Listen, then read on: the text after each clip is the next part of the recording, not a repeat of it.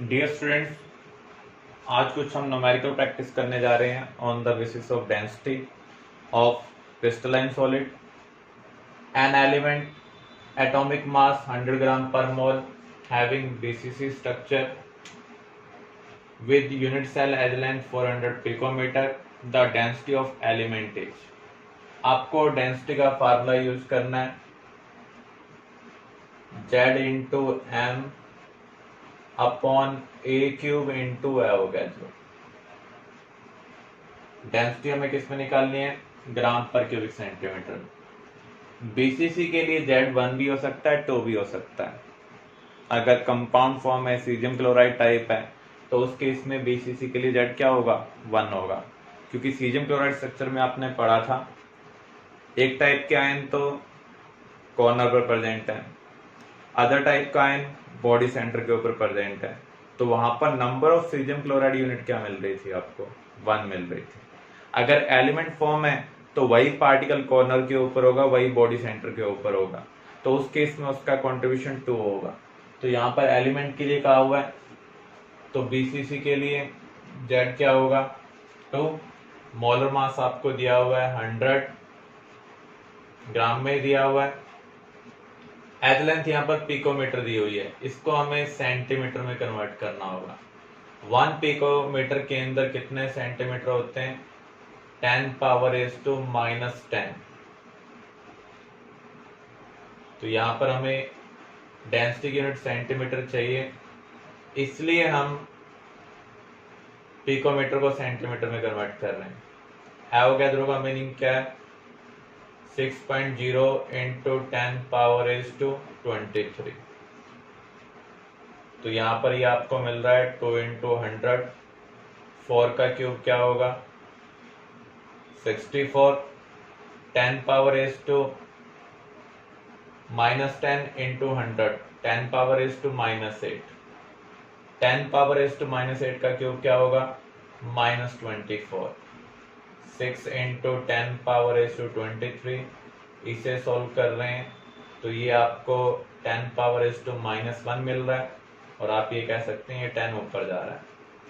तो अब आपको 2000 को 64 और 6 से डिवाइड करना है, तो आप इसे सोल्व कर लें। तो यहां पर आपका आंसर क्या है? B. Another numerical, the density of potassium chloride is 1.9893 gram per cubic centimeter and side length of unit cell is 6.29082 angstrom. The value of Avogadro number। तो जब भी आपको डेंसिटी रेलेवेंट कुछ भी इंफॉर्मेशन दी हुई है तो हम रिलेशनशिप यूज करेंगे Z इंटू एम अपॉन ए क्यूब इंटू एवोगैड्रो। तो हमें यहाँ पर एवोगैड्रो नंबर कैलकुलेट करना है, तो हमें इसी रिलेशनशिप का यूज कर कैलकुलेट करना पड़ेगा। पोटेशियम क्लोराइड में यहाँ पर एफसीसी अरेंजमेंट होती है, कंट्रीब्यूशन क्या होगा? 4। तो Z की वैल्यू हम क्या पुट करेंगे? 4। पोटेशियम क्लोराइड का मोलर मास क्या है? पोटेशियम 39, क्लोरीन 35.5, तो ये आपको मिल रहा है 74.5। एज लेंथ आपको ऑंगस्ट्रॉम में दी हुई है, जबकि डेंसिटी यहाँ सेंटीमीटर में है, तो इसको हम सेंटीमीटर में कन्वर्ट करेंगे। 1 ऑंगस्ट्रॉम के अंदर कितने सेंटीमीटर होते हैं? 10 पावर इज टू -8 सेंटीमीटर। तो इसे हम यहाँ पर लिख रहे हैं 6.29 इंटू 10 पावर इज टू -8। इसका हमें क्या करना है? क्यूब, क्योंकि यहाँ पर एक क्यूब है। डेंसिटी आपको दी हुई है 1.989 इंटू यहाँ पर 1.98 दी हुई है ग्राम पर क्यूबिक सेंटीमीटर में। हमने यूनिट डायमेंशन सेम कर लिए, इसको आप सॉल्व कर लें, आपको एवोगैड्रो नंबर की वैल्यू मिल जाएगी। तो यहाँ पर थोड़ा सा आपको एग्जैक्ट कैलकुलेशन करना है, क्योंकि एवोगैड्रो नंबर की वैल्यू जो आपने स्टडी की हुई है उससे कुछ डिफरेंट आएगी।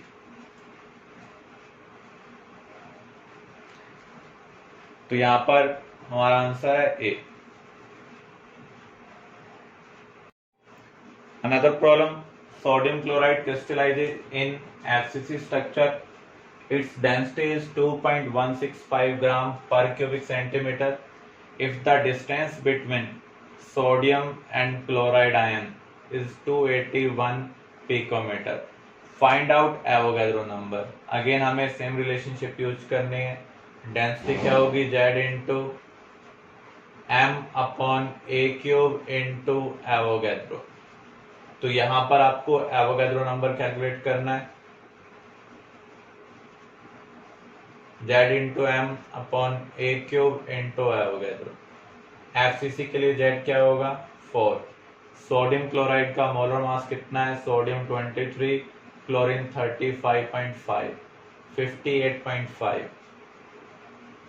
एज लेंथ हम सोडियम क्लोराइड स्ट्रक्चर में कैसे निकालते हैं, आपने पढ़ा था. एच के ऊपर अनायन केटायन को क्या कर रहे हैं, टच कर रहे हैं. तो एज लेंथ क्या होगी, 2 times of radius of cation plus radius of अनायन. आपको दिया हुआ है डिस्टेंस बिटवीन केटायन एंड अनायन. इसका मीनिंग आपको आर पॉजिटिव और आर नेगेटिव की वैल्यू दी हुई है जो कि 281 है.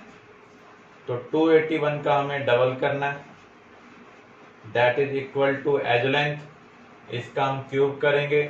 डेंसिटी आपको दी हुई है 2.165. अगर यहाँ पर देखें ये पिकोमीटर में दिया हुआ और यहाँ पर ये सेंटीमीटर में दिया हुआ है, तो इसको हमें सेंटीमीटर में कन्वर्ट करना होगा. तो 2 इंटू 281, पिकोमीटर के अंदर कितने सेंटीमीटर होते हैं, 10 पावर इज टू -10. इसको हमें सोल्व करना होगा. तो जब भी आपको एवोगैड्रो नंबर कैलकुलेट करना है तो आपको एग्जैक्ट कैलकुलेशन करनी होगी. Another numerical, A group for a element with a density of 11.35 gram per cubic centimeter crystallize in FCC lattice whose unit cell edge length is 4.95 angstrom.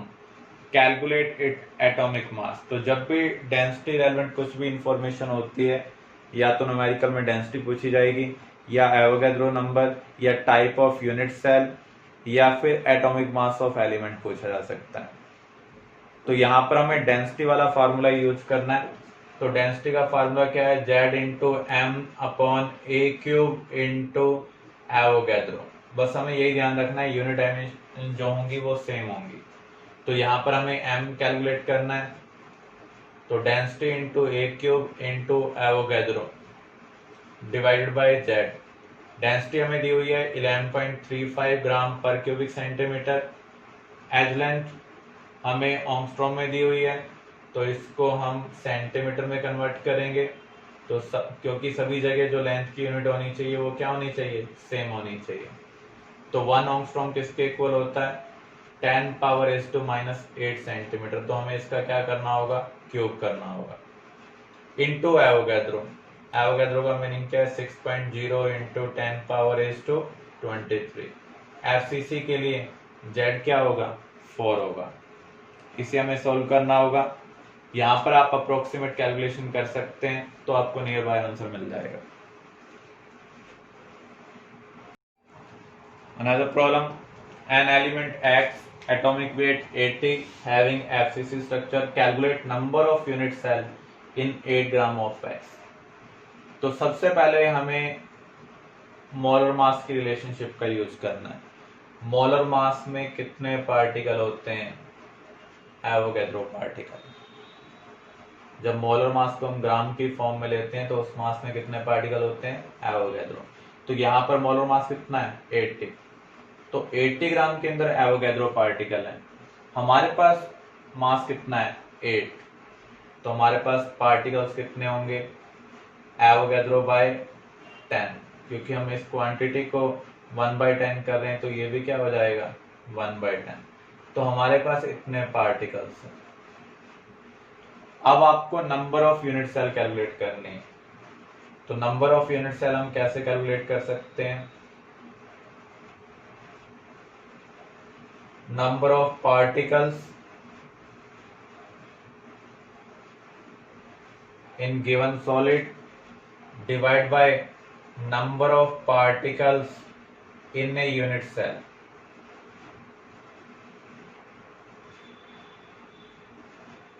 Particle हमने कितने count किए हैं? Avogadro by 10। एक FCC unit cell को कितने particle बनाते हैं? 4। इसलिए आपका आंसर क्या होगा? Avogadro by 40। Clear? Next problem, the unit cell cube length for lithium chloride just like sodium chloride structure is 5.14 angstrom, assuming anion contact the ionic radius for chloride ion। वैसे आप sodium chloride structure में पढ़ते हैं अनायन cation को touch करते हैं लेकिन एक दूसरे को टच नहीं करते हैं, लेकिन यहाँ पर बताया हुआ है अनायन अनायन कॉन्टैक्ट है। इसका मीनिंग फेस सेंटर के अलोंग जो कॉर्नर पार्टिकल हैं वो टच कर रहे हैं, मीन्स फेस डायगोनल के अलोंग जो कॉर्नर पार्टिकल हैं वो टच कर रहे हैं। तो यहाँ पर हम क्या कहेंगे, जो फेस डायगोनल लेंथ है वो क्या है? 4r नेगेटिव है, और एज लेंथ के टर्म में ये क्या होता है? √2 है। तो यहाँ पर हमें रेडियस ऑफ अनायन निकालना है, तो वो क्या होगा? √2a/4। एज लेंथ आपको दी हुई है 5.14 एंगस्ट्रॉम। इसको आप सॉल्व कर लें तो आपको आंसर यहाँ पर ए मिल रहा है। Another problem, the number of atoms in 100 gram of an FCC crystal with density 10 gram per cubic centimeter, cell has 200 picometer। तो यहाँ पर इस प्रॉब्लम को हम दो तरीकों से सॉल्व कर सकते हैं। एक तो हम डेंसिटी रिलेशनशिप का यूज कर मोलर मास निकालेंगे। आपको पता है मोलर मास में एवोगैड्रो पार्टिकल होते हैं, तो 100 ग्राम में कितने होंगे? तो सबसे पहले हम उसी मेथड का यूज करते हैं। तो डेंसिटी क्या है? Z इंटू एम अपॉन ए क्यूब इंटू एवोगैड्रो। तो यहाँ पर हमें मोलर मास कैलकुलेट करना है, तो मोलर मास क्या होगा? Density into a cube into Avogadro upon Z। Density आपको दी हुई है 10 ग्राम पर cubic centimetre, edge length picometre में दी हुई है, तो उसको आप सेंटीमीटर में कन्वर्ट करेंगे। 1 पिकोमीटर के अंदर कितने सेंटीमीटर होते हैं? 10⁻⁻10। इसका हमने क्या करना है? क्यूब। एवोगैड्रो क्या होगा? 6 इंटू 10⁻23। एफसीसी के लिए Z क्या होगा? 4। तो 2 का क्यूब क्या है? 8। 100 इंटू 10⁻⁻10 क्या होगा? 10⁻⁻8। उसका क्यूब क्या होगा? -24। तो यहां पर इसे हम सोल्व करते हैं। ये -24 है, ये +23, ये +1, ये सब कैंसिल हो जाएगा। तो यहाँ पर मोलर मास आपको कितना मिल रहा है? 12 ग्राम। तो हम क्या कह सकते हैं? 12 ग्राम में एवोगैड्रो पार्टिकल है, मीन्स 6.0 इंटू 10⁻⁻23। हमें किस में निकालने हैं? 100 के अंदर। तो 6/12 इंटू 10⁻⁻23 इंटू 100 सोल्व कर रहे हैं तो आपको क्या मिल रहा है? 0.5 इंटू 10⁻⁻25। बी ऑप्शन आपका आंसर है। दूसरा मेथड क्या है? आप वॉल्यूम निकाल लें, volume of 100 gram of solid. कैसे निकालेंगे? मास को हम डेंसिटी से डिवाइड करेंगे। तो यहाँ पर जो मास दिया हुआ है वो कितना दिया हुआ है? 100। ये कोई मोलर मास नहीं है, गिवन मास है। डेंसिटी कितनी है? 10। तो इसका वॉल्यूम क्या होगा? 10 क्यूबिक सेंटीमीटर। अब आप वॉल्यूम ऑफ 1 यूनिट सेल निकालें। एक यूनिट सेल का वॉल्यूम क्या होगा? एज लेंथ का क्यूब 200 पिकोमीटर। इसको सेंटीमीटर में कन्वर्ट करें। ये आपको क्या मिल रहा है? 8 इंटू 10⁻⁻24 क्यूबिक सेंटीमीटर। अब आपको number of unit cell calculate करनी है। Given volume upon volume of 1 unit cell 10/8 into 10⁻⁻²। ये ऊपर चला जाएगा तो क्या हो जाएगा 10⁻25/8। अब आपको नंबर ऑफ पार्टिकल्स निकालने हैं। एक यूनिट सेल के अंदर कितने पार्टिकल हैं 4। तो इतने यूनिट सेल में कितने पार्टिकल होंगे तो 10⁻25/8 इंटू 4। इसे सोल्व कर रहे हैं तो आपको क्या मिल रहा है 0.5 इंटू 10⁻25। फिर से आप देख लें, हमने गिवन मास और डेंसिटी का यूज करते हुए वॉल्यूम ऑफ सॉलिड निकाला, फिर हमने एज लेंथ का यूज करते हुए वॉल्यूम ऑफ 1 यूनिट सेल निकाला। दोनों की हमने यूनिट सेम रखी। अब हमने number of unit cell calculate की given volume upon volume of unit cell. फिर हमने नंबर ऑफ पार्टिकल्स कैलकुलेट करने। एफसी यूनिट सेल के अंदर कितने पार्टिकल होते हैं 4। इतने यूनिट सेल के अंदर कितने होंगे उसको हमने 4 से मल्टीप्लाई कर दिया। Another problem, what are the number of atoms per unit cell and the number of nearest neighbour in a FCC. FCC को कितने पार्टिकल बनाते हैं 4 पार्टिकल एक यूनिट सेल को बनाते हैं। नियरेस्ट नेबर का मीनिंग क्या है कोऑर्डिनेशन नंबर। एफसीसी का दूसरा नाम क्या है सीसीपी।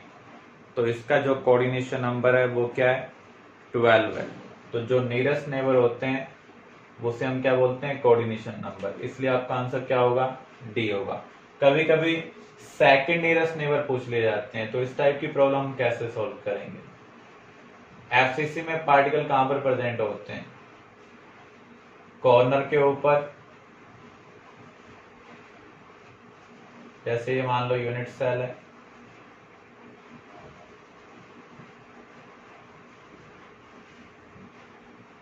पार्टिकल कॉर्नर्स के ऊपर प्रेजेंट है, फेस सेंटर के ऊपर प्रेजेंट है।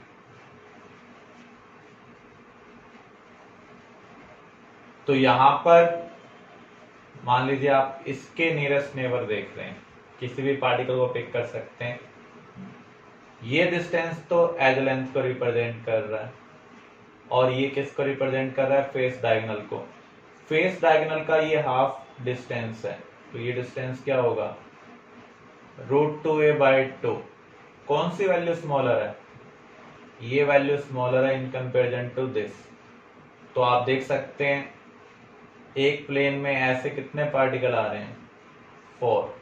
प्लेन कितनी है 3 x y y z x z। तो एफसीसी का जो नियरेस्ट नेबर होगा कोऑर्डिनेशन नंबर होगा वो क्या होगा 12 होगा। अगर आपको सेकंड नियरेस्ट नेबर देखना हो तो आपको ये देखना पड़ेगा, क्योंकि ये डिस्टेंस तो √2 है, ये इससे बिगर है। तो ए डिस्टेंस पर कितने पार्टिकल आ रहे हैं 2 x एक्सिस के लॉन्ग, 2 y एक्सिस के लॉन्ग, 2 z के लॉन्ग होंगे। तो हम ये कह सकते हैं एफसीसी में जो सेकंड नियरेस्ट नेबर होंगे वो कितने होंगे 6 होंगे। तो आप डायमेंशन के थ्रू इसको एनालाइज कर सकते हैं। जो क्लोजेस्ट होंगे उनको हम नियरेस्ट नेबर कहेंगे, जो सेकंड क्लोजेस्ट होंगे उनको सेकंड नियरेस्ट नेबर कहेंगे। नेक्स्ट टॉपिक हम स्टार्ट करने जा रहे हैं डिफेक्ट्स और इम्परफेक्शन। जो चीज परफेक्ट ना हो, जिसके अंदर कुछ ना कुछ डेफिशिएंसी हो, उसे हम डिफेक्टेड कह सकते हैं। फॉर एग्जाम्पल आप मार्केट से पेन परचेज कर लाए, उसके अंदर रिफिल ही नहीं है, तो वो आपके लिए क्या है डिफेक्ट है। आप चेयर परचेज कर आए, उसमें क्रैक है, तो वो आपके लिए क्या है डिफेक्ट। तो जैसा आप एक्सपेक्ट करते हैं उससे हटकर कुछ मिले तो वो आपके लिए क्या होगा डिफेक्ट होगा। तो अगर हम सब्सटेंस के पॉइंट ऑफ व्यू से कंसिडर करें, किसी भी क्रिस्टलाइन सॉलिड के अंदर सभी पार्टिकल्स एक फिक्स पैटर्न के अंदर होते हैं। जब भी पार्टिकल उस फिक्स पैटर्न से, उस आइडियल अरेंजमेंट से डेविएट करेंगे उसे हम क्या कहेंगे डिफेक्ट। डिफेक्ट कई टाइप के हो सकते हैं, point defect, electronic defect. Point का मीनिंग क्या है? पार्टिकल। अगर कोई पार्टिकल अपनी नॉर्मल पोजीशन में नहीं है तो ऐसे डिफेक्ट को हम कहेंगे पॉइंट डिफेक्ट। इलेक्ट्रॉनिक डिफेक्ट का मीनिंग क्या है? अगर कोई इलेक्ट्रॉन अपनी ग्राउंड स्टेट में नहीं है, ग्राउंड स्टेट को छोड़कर कहीं और चला गया है, फ्री हो गया है, तो ऐसे डिफेक्ट को हम क्या कहेंगे? Electronic defect. इलेक्ट्रॉनिक डिफेक्ट की वजह से सब्सटेंस की जो फिजिकल प्रॉपर्टीज हैं, इलेक्ट्रिकल प्रॉपर्टीज हैं, वो चेंज हो जाती हैं। तो सबसे पहले हम स्टडी करने जा रहे हैं पॉइंट डिफेक्ट। पॉइंट डिफेक्ट क्या है? अगर कोई पार्टिकल अपने लैटिस पॉइंट से मिस हो जाता है तो वहां पर वैकेंसी क्रिएट हो जाती है, जबकि वहां पर वैकेंसी नहीं होनी चाहिए। ऐसे डिफेक्ट को हम क्या कहेंगे? Point defect. अगर कोई फॉरेन पार्टिकल उसकी जगह आ जाए तो ऐसे केस में वो हमारे लिए इम्प्योरिटी है। ऐसे डिफेक्ट को हम क्या कहेंगे? Impurity defect. अगर कोई एटम अपनी नॉर्मल पोजीशन को छोड़कर वॉइड में चला जाता है तो ऐसे डिफेक्ट को हम कहेंगे इंटरस्टिशियल डिफेक्ट। तो यहां पर आप देख सकते हैं पार्टिकल अपनी नॉर्मल पोजीशन को छोड़ चुका है, तो यहाँ पर एक वैकेंसी क्रिएट हो चुकी है, जबकि यहाँ पर आइडियल अरेंजमेंट के अकॉर्डिंग पार्टिकल होना चाहिए। तो ऐसे डिफेक्ट को हम क्या कहेंगे? Vacancy defect. यहाँ पर कोई और पार्टिकल आ गया, देखो यहाँ पर ब्लू पार्टिकल होना चाहिए था लेकिन यहाँ पर रेड पार्टिकल आ गया, इसका मीनिंग कोई फॉरेन सब्सटेंस आ चुका है। तो ऐसे डिफेक्ट को हम इम्प्योरिटी डिफेक्ट कहेंगे। और ऐसे सॉलिड को हम क्या बोलेंगे? सब्स्टिट्यूशनल सॉलिड। जैसे अलॉय कैसे बनते हैं?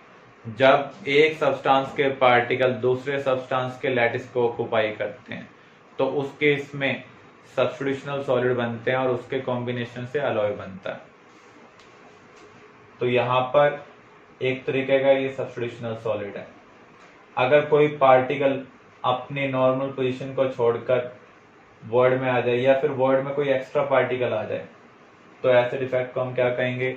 Interstitial defect. वैकेंसी डिफेक्ट में आप देख सकते हैं मास का लॉस हो रहा है तो डेंसिटी क्या हो रही है? डिक्रीज हो रही है।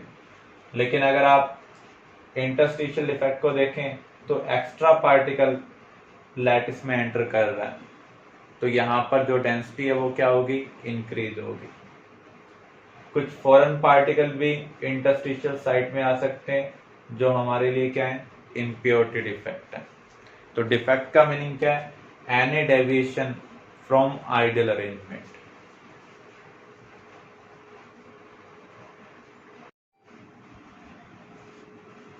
डिफेक्ट अराइज क्यों होते हैं? एब्सोल्यूट जीरो केल्विन पर किसी भी क्रिस्टलाइन सॉलिड के जो पार्टिकल्स हैं वो अपनी आइडियल पोजीशन में है, क्योंकि उनकी एंट्रोपी क्या है? जीरो। जैसे जैसे टेम्परेचर इंक्रीज होता है, हम रूम टेम्परेचर को अचीव करते हैं या हायर टेम्परेचर को अचीव करते हैं, आपको पता है सॉलिड के पार्टिकल फिक्स होते हैं, लेकिन अपनी मीन पोजीशन के अराउंड वो क्या करते हैं? वाइब्रेट करते हैं। तो इस वाइब्रेशन की वजह से कुछ पार्टिकल्स को ज़्यादा एनर्जी मिल जाती है, वो अपनी नॉर्मल पोजीशन को लीव कर जाते हैं, या तो सॉलिड से बाहर चले जाएंगे या सॉलिड में किसी वैकेंसी में चले जाएंगे। तो ऐसे केस में जब भी कोई पार्टिकल अपनी पोजीशन को छोड़ेगा तो उसे हम क्या कहेंगे? डिफेक्ट। इसलिए पॉइंट डिफेक्ट क्या है? थर्मोडायनामिक डिफेक्ट है, क्योंकि ये टेम्परेचर चेंज की वजह से अराइज हो रहे हैं। क्लियर? पॉइंट डिफेक्ट को हम 3 कैटेगरी के अंदर डिवाइड करते हैं: stoichiometric defect, non stoichiometric defect and impurity defect. Stoichiometry का मीनिंग क्या है? बैलेंसिंग। इसका मीनिंग अगर डिफेक्ट अराइज होता है लेकिन सब्सटेंस का फार्मूला चेंज ना हो तो ऐसे डिफेक्ट को हम क्या कहेंगे? Stoichiometric defect. अगर डिफेक्ट की वजह से सब्सटेंस का फार्मूला चेंज हो जाए तो उसे हम कहेंगे नॉन स्टोशियोमेट्रिक डिफेक्ट। अगर इम्प्योरिटी एडिशन की वजह से डिफेक्ट अराइज हो रहा है तो उसे हम कहेंगे इम्प्योरिटी डिफेक्ट। तो फर्स्ट हम स्टडी करने जा रहे हैं Schottky defect. In this defect equal number of cation and anion leave its lattice site in order to maintain neutral character। किसी भी आयनिक सॉलिड के अंदर अगर equal number of cation equal number of anion according to charge, अगर 2 positive का loss हो रहा है तो 2 नेगेटिव का लॉस होना चाहिए। हम यहाँ पर पार्टिकल की बात नहीं कर रहे हैं। In order to maintain neutral character, तो उस डिफेक्ट को हम क्या कहेंगे? Schottky defect. आप ये कह सकते हैं कोवलेंट सॉलिड के अंदर जो वैकेंसी वाला डिफेक्ट था उसे हम यहाँ पर क्या बोल रहे हैं? शॉर्टकी डिफेक्ट बोल रहे हैं। अगर यहाँ पर कोई डिफेक्ट नहीं होता तो यहाँ पर देखें ए पॉजिटिव बी नेगेटिव है, ये ए पॉजिटिव तो ये क्या होना चाहिए था? B negative. तो यहाँ पर बी नेगेटिव है तो यहाँ पर ये क्या होना चाहिए था? ए पॉजिटिव। लेकिन यहाँ पर ये पार्टिकल मिसिंग है, केटायन भी मिसिंग है और अनायन भी मिसिंग है। जब किसी लैटिस अरेंजमेंट के अंदर केटायन और अनायन दोनों मिसिंग हो तो उस डिफेक्ट को हम क्या कहेंगे? Schottky defect. अब ये डिफेक्ट अराइज क्यों हो रहा है? देखो, किसी भी सॉलिड के अंदर जो बिगर साइज आयन होते हैं वो तो बनाएंगे लैटिस, और जो छोटे साइज के आयन होंगे वो किसको ऑक्युपाई करेंगे? इंटरस्टिशियल साइट को।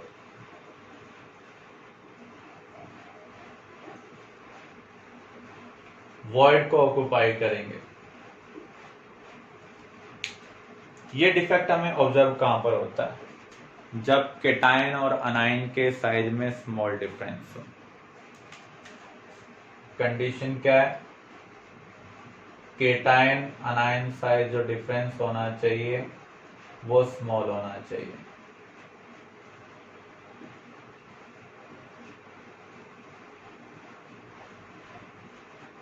अगर हम रेडियस रेशियो के टर्म में कंसिडर करें तो रेडियस रेशियो क्या होना चाहिए? हाई होना चाहिए।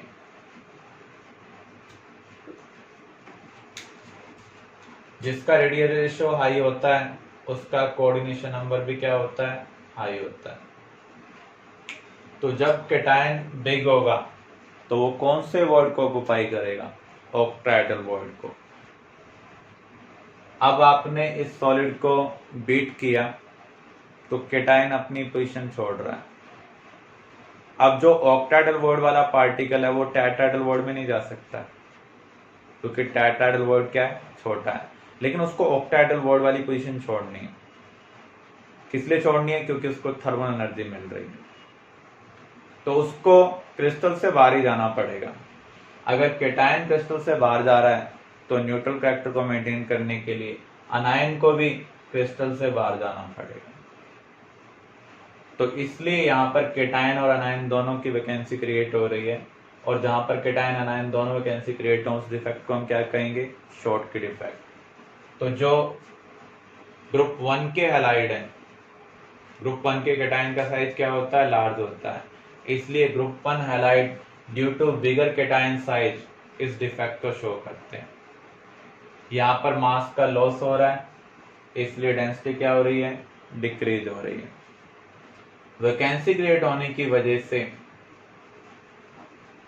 केटायन वैकेंसी में माइग्रेट कर पाएगा, अनायन वैकेंसी में माइग्रेट कर पाएगा। किसी भी आयनिक सॉलिड के अंदर जो पार्टिकल होते हैं वो फिक्स्ड होते हैं, अपनी पोजीशन को चेंज नहीं कर सकते हैं। लेकिन यहाँ पर वैकेंसी क्रिएट होने की वजह से केटायन अनायन अपनी पोजीशन को चेंज कर पाएंगे। तो इसका मीनिंग यहाँ पर जो कंडक्टेंस है वो इंक्रीज हो जाएगा। पहले सोडियम क्लोराइड इंसुलेटर था, जैसे ये डिफेक्ट अराइज होगा तो इसमें कुछ कंडक्टेंस आ जाएगा। तो यहाँ पर इसके 3 इम्पैक्ट होंगे। एक तो डेंसिटी डिक्रीज हो रही है, दूसरा कंडक्टेंस क्या हो रहा है? इंक्रीज हो रहा है। अट्रैक्टिव फोर्स भी डिक्रीज हो रहे हैं। पहले यहाँ पर केटायन था, केटायन को अनायन अट्रैक्ट कर रहे थे, तो यहाँ पर जो अट्रैक्टिव फोर्स थे वो मिस हो चुके हैं। यहाँ पर भी अनायन था, अनायन को केटायन क्या कर रहे थे? अट्रैक्ट कर रहे थे। तो यहाँ पर जो अट्रैक्शन है उसका लॉस हो रहा है, तो स्टेबिलिटी क्या होगी? डिक्रीज होगी। As attractive force decreases.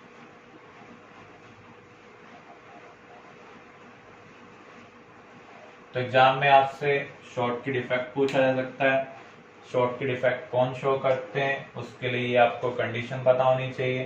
Cation अनायन के साइज में स्मॉल डिफरेंस होना चाहिए, रेडियस रेशियो हाई होना चाहिए, या फिर कोऑर्डिनेशन नंबर क्या होना चाहिए, हाई होना चाहिए। इम्पैक्ट क्या है, स्टेबिलिटी डिक्रीज हो रही है, डेंसिटी डिक्रीज हो रही है, कंडक्टेंस क्या हो रही है, इंक्रीज हो रही है। नेक्स्ट है फ्रैंकल डिफेक्ट और डिसलोकेशन डिफेक्ट।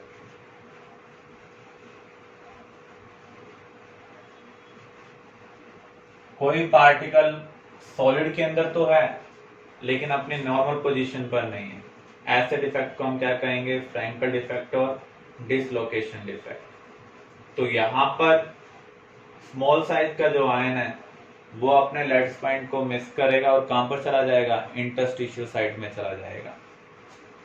और ये भी किसकी वजह से हो रहा है, थर्मल एनर्जी की वजह से। जब टेम्परेचर इंक्रीज होगा या फिर हम सॉलिड को बीट करेंगे तो उस केस में जो स्मॉलर साइज का आयन होगा जिसने वॉइड को ऑक्युपाई किया हुआ है वो अपने लैटिस पॉइंट को मिस करेगा और कहां पर चला जाएगा, इंटरस्टिशियल साइड में।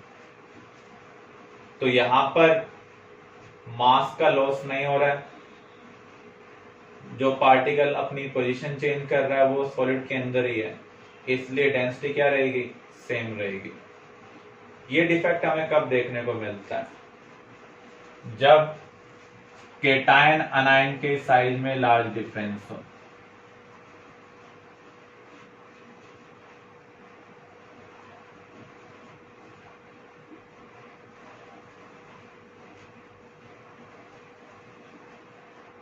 इसका मीनिंग जो कोऑर्डिनेशन नंबर है वो लो होगा, रेडियस रेशियो भी क्या होगा, लो होगा। जो बिग साइज के अनायन है वो लैटिस बना रहे हैं और जो स्मॉल साइज के आयन है वो वॉइड को ऑक्युपाई करते हैं। अगर केटायन बहुत छोटा हो तो वो किसको ऑक्युपाई करेगा, टेट्राहेड्रल वॉइड को। आपने पढ़ा था कोई भी स्ट्रक्चर तभी ज्यादा स्टेबल होती है जब पार्टिकल एक दूसरे को टच करते हैं। अगर केटायन छोटा होगा तो वो टेट्राहेड्रल वॉइड में फिट होगा ताकि उसको ज्यादा पार्टिकल टच कर पाए। तो स्मॉलर साइज के केटायन टेट्राहेड्रल वॉइड में प्रेजेंट होते हैं। जब आप ऐसे सॉलिड को हीट करेंगे या बीट करेंगे तो इसका जो केटायन है थर्मल एनर्जी मिलने की वजह से अपनी नॉर्मल पोजीशन को छोड़कर कहां पर चला जाएगा, ऑक्टाहेड्रल वॉइड में। टेट्राहेड्रल वाला ऑक्टाहेड्रल वॉइड में जा सकता है क्योंकि ऑक्टाहेड्रल वॉइड टेट्राहेड्रल वॉइड से क्या होता है, बिगर होता है। तो यहाँ पर पार्टिकल डिसलोकेट हो रहा है, इसलिए इस डिफेक्ट को हम क्या कहेंगे, डिसलोकेशन डिफेक्ट, फ्रैंकल डिफेक्ट। तो यहाँ पर जो सिल्वर के हैलाइड है, जिंक सल्फाइड है, यहाँ पर केटायन अनायन के साइज में लार्ज डिफरेंस है, तो ऐसे केस में हमें फ्रैंकल डिफेक्ट देखने को मिलता है। एक पॉइंट आप नोट कर सकते हैं, जो सिल्वर ब्रोमाइड है वो दोनों डिफेक्ट शो करता है, शॉर्ट की डिफेक्ट भी शो करता है और फ्रैंकल डिफेक्ट भी शो करता है। इसका रीजन क्या है, इनके जो साइज में जो डिफरेंस है वो इंटरमीडिएट है, ना तो बहुत कम है ना ही बहुत ज्यादा है, इसलिए दोनों पॉसिबिलिटी है।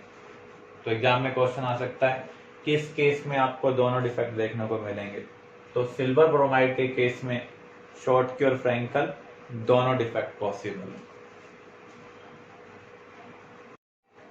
इफेक्ट क्या होगा,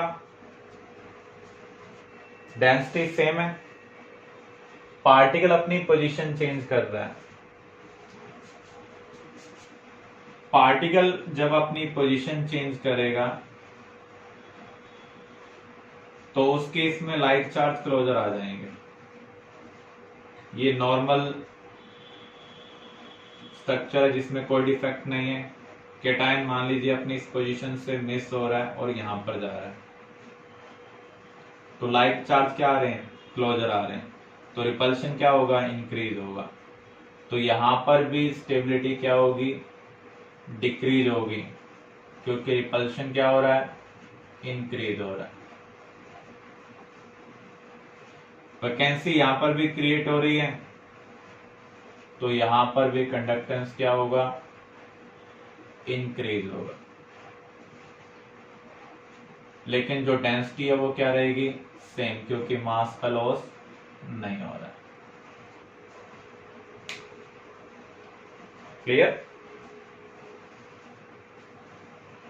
क्वेश्चन आपसे पूछा जा सकता है कौन सा डिफेक्ट के अंदर डेंसिटी चेंज होगी और कौन से डिफेक्ट के अंदर डेंसिटी चेंज नहीं होगी। आयनिक सॉलिड के केस में फ्रैंकल डिफेक्ट में डेंसिटी चेंज नहीं होती है, लेकिन शॉर्टी डिफेक्ट में डेंसिटी क्या होगी, चेंज होगी।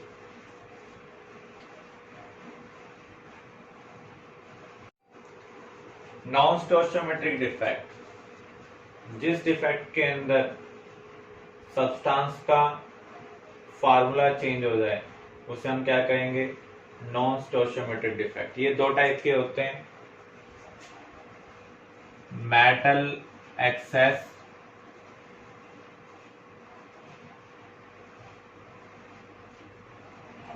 Metal deficiency.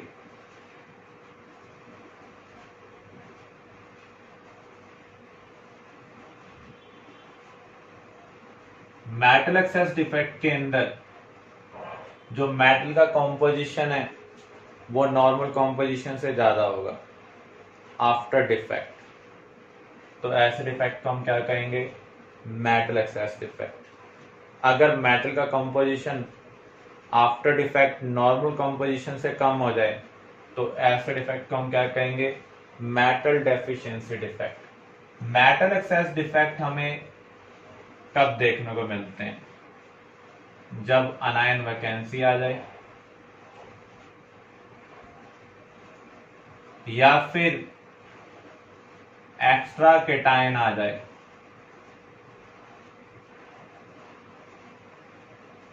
इन इंटरस्टिशियल साइट। दोनों ही केस में मेटल का जो कॉम्पोजिशन होगा वो नॉर्मल कॉम्पोजिशन से ज्यादा होगा, तो ऐसे केस में हमें मेटल एक्सेस डिफेक्ट देखने को मिलेगा। For example,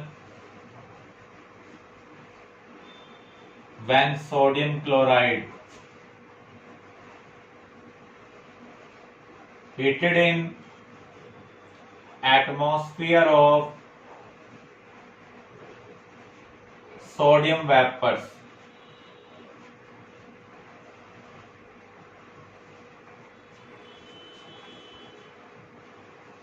then sodium chloride become yellow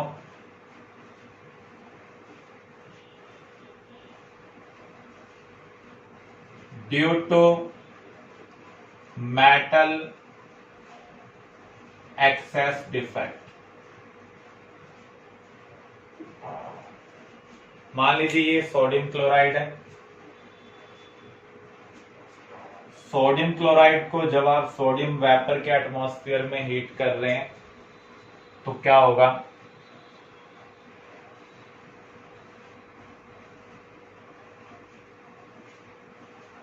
कुछ सोडियम एटम क्रिस्टल के सरफेस पर डिपॉजिट हो जाएंगे। जो ग्रुप 1 मेटल है वो हाईली रिएक्टिव है, वो रिएक्शन में पार्टिसिपेट करना चाहते हैं, वो नॉन मेटल को इनवाइट करेंगे रिएक्ट करने के लिए। तो जो सोडियम है इनमें से किसी भी अनायन को रिएक्ट करने के लिए इनवाइट कर रहा है, आपको 3 डायमेंशनली कंसिडर करना है। तो जब ये रिएक्ट करने के लिए इनवाइट करेगा तो रिएक्शन क्या होगी, सोडियम और क्लोराइड कंबाइन होंगे, Na पॉजिटिव Cl नेगेटिव में कन्वर्ट हो जाएगा। मान लीजिए यहां से बी नेगेटिव ने, अनायन ने, Cl नेगेटिव ने अपनी पोजीशन लीव की, तो यहां पर अनायन वैकेंसी क्रिएट हो रही है।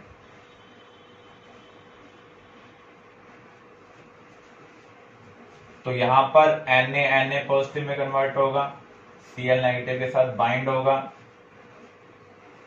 और इस प्रोसेस में सोडियम ने इलेक्ट्रॉन का लॉस कर दिया। ये जो इलेक्ट्रॉन है किसको ऑक्युपाई कर रहा है, अनायन वैकेंसी को। जब अकेला इलेक्ट्रॉन किसी भी ऑर्बिट में प्रेजेंट होता है या कहीं भी प्रेजेंट होता है और उसके ऊपर जब लाइट इंसिडेंट होती है तो वो एक्साइट होता है, और जो एक्साइटेड इलेक्ट्रॉन होते हैं वो कलर के लिए रिस्पॉन्सिबल होते हैं। तो इस पोजीशन को हम क्या बोल रहे हैं? F centre. एफ का मीनिंग है फेब्रे, मीन्स कलर। ये एक जर्मन वर्ड है। तो यहाँ पर अनायन वैकेंसी प्रोड्यूस हो रही है जिसको इलेक्ट्रॉन ऑक्युपाई कर रहा है और ये सब्सटेंस के कलर के लिए रिस्पॉन्सिबल है। तो ऐसी पोजीशन को हम क्या बोलते हैं? एफ सेंटर बोलते हैं। अगर आप इस क्रिस्टल को ध्यान से देखें, पुराने पैटर्न में जितना मेटल था, जितना नॉन मेटल था, उसके कंपैरिजन में नॉन मेटल कम हो गया। इसका मीनिंग मेटल पार्ट की जो परसेंटेज है वो इंक्रीज हो चुकी है। तो नॉर्मल कॉम्पोजिशन से मेटल का कॉम्पोजिशन ज्यादा है, इसलिए जो डिफेक्ट है ये कौन सा है? मेटल एक्सेस डिफेक्ट है। फिर से आप देख लें, जब सोडियम क्लोराइड को हम सोडियम वेपर के एटमॉस्फेयर में हीट करते हैं तो उस केस में सोडियम क्लोराइड का कलर येलो हो जाता है। वैसे सोडियम क्लोराइड क्या है? व्हाइट है। ये किसकी वजह से हो रहा है? मेटल एक्सेस डिफेक्ट की वजह से हो रहा है।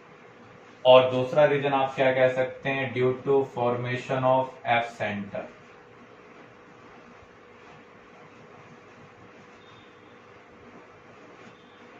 तो जब सोडियम क्लोराइड के ऊपर डिपॉजिट हो रहा है तो उस केस में इसकी रिएक्टिविटी ज्यादा होने की वजह से ये इक्वल नंबर ऑफ अनायन को फोर्स करेगा रिएक्शन में पार्टिसिपेट करने के लिए। तो यहाँ पर NaCl नेगेटिव के साथ रिएक्ट कर रहा है और ये केटायन में कन्वर्ट हो रहा है। इस प्रोसेस में जो इलेक्ट्रॉन रिलीज होगा वो अनायन वैकेंसी को ऑक्युपाई कर रहा है। यही अनायन वैकेंसी में जब इलेक्ट्रॉन ऑक्युपाई हो रहा है तो कलर के लिए रिस्पॉन्सिबल है। इस पोजीशन को हम क्या बोल रहे हैं? F centre. ऐसे अगर आप लिथियम क्लोराइड को लिथियम वेपर के एटमॉस्फेयर में हीट करते हैं तो उसका कलर वाइट से पिंक हो जाता है। उसका भी सेम रीजन है। ऐसे ही पोटाशियम क्लोराइड को पोटाशियम वेपर के एटमॉस्फेयर में जब हम हीट करते हैं तो उसका कलर वॉयलेट हो जाता है। क्लियर?